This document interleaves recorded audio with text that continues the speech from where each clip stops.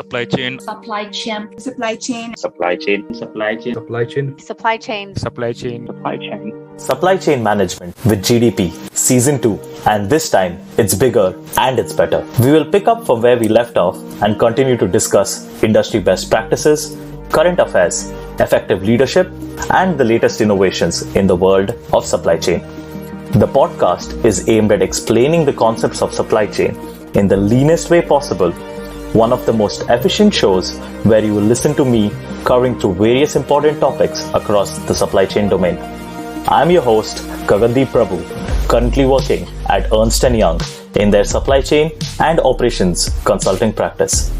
So let's just jump right into it then.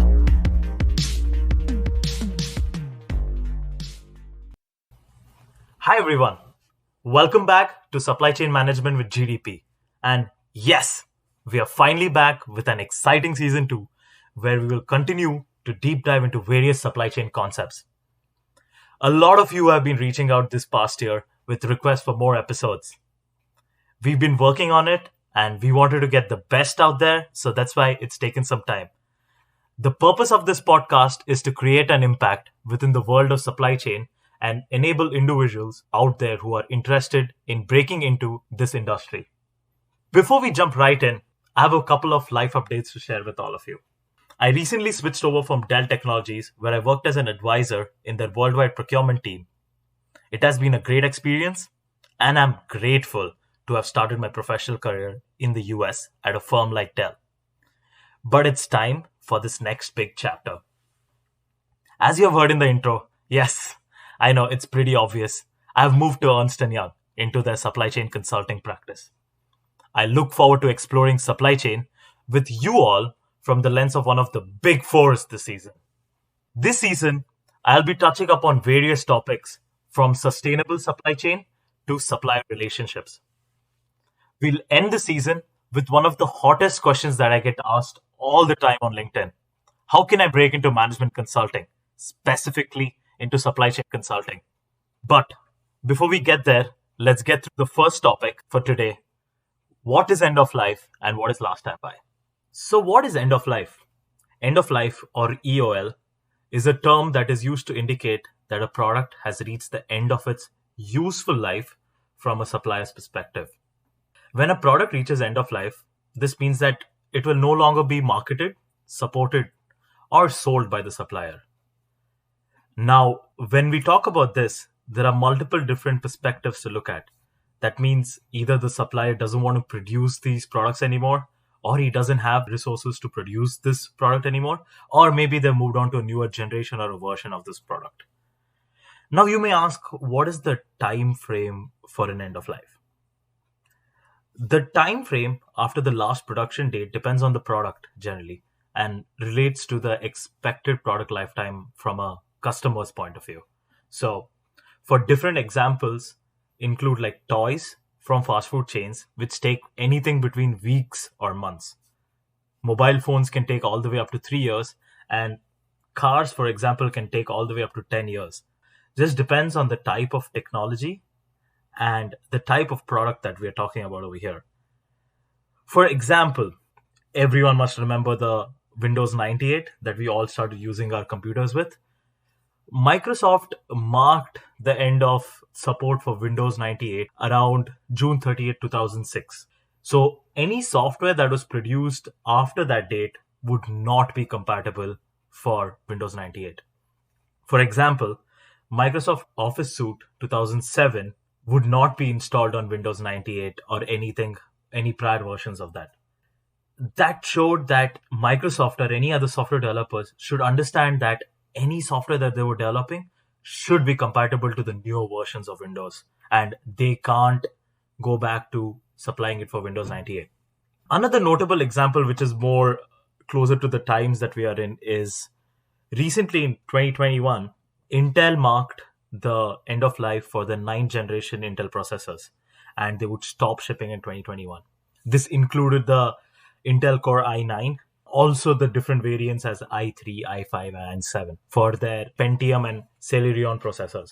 So this impacted mainly all the PC and laptop manufacturers out there. So for example, if HP had a product which had these i9 processors on them, they would definitely need to start strategizing on how do they take their current products, start ramping it down because they wouldn't have any more i9s so that they can attach it to their laptops and sell it, and start looking at the future, how they can start including the next generation of Intel products. This is very important to understand that when a supplier puts an end of life notification, it impacts all the way up in the supply chain, including the buyers of not just customers who are retail customers who are buying these products, but also the companies who are using these products onto their day-over-day sales or the manufacturing goods they're going through. Now you may ask, and this is a question that is generally put up to me very often when we talk about this concept, is what is last time buy and when does that fit into it? In the most simple terms, last time buy is the supplier's last call for a part or a component. That is, it's a final chance where an organization will have the opportunity to buy this part before the supplier stops producing this. When Intel put out its end of life notification for i9 processors, HP could go in and place a last time buy. That is, hey, we see about, let's say hypothetically, we are selling about 1,000 laptops for this next 5 years, and we need this i9 processors. They would go to Intel and be like, hey, can you supply us with these 1,000 Intel processors? Because we will need to support our products for the next 5 years. So what would Intel go in? They would take a last time buy order from them, produce the final 1,000 units for HP, and ship it back to them. And this kind of orders could vary across the industry. Maybe Dell also places a similar order, or maybe even Microsoft places a similar order for their Surface product. That's how last time buy ties in with end of life.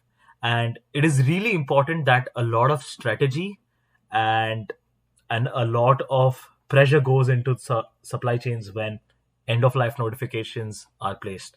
Because you generally, when you have a product, you have a roadmap on when you will start marketing it, when you will start selling it, what is the total lifetime of that product, when you will stop marketing it, and when you'll stop selling it.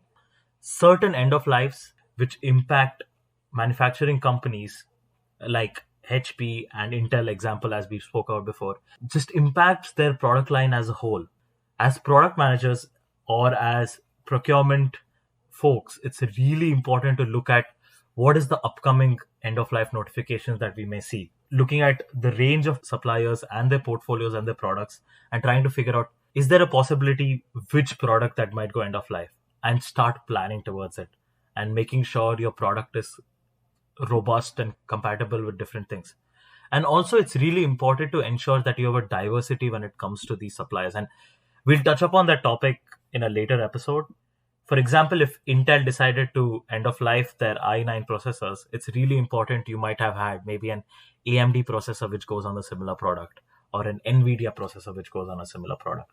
So that, if Intel decided not to have that product anymore, you still have some other suppliers to look at. I hope that was helpful. And also subscribe to Supply Chain with GDP so that we can discuss about such further topics in the upcoming episodes. Thank you all. Hope you have a good day ahead. And thank you for tuning in to Supply Chain with GDP.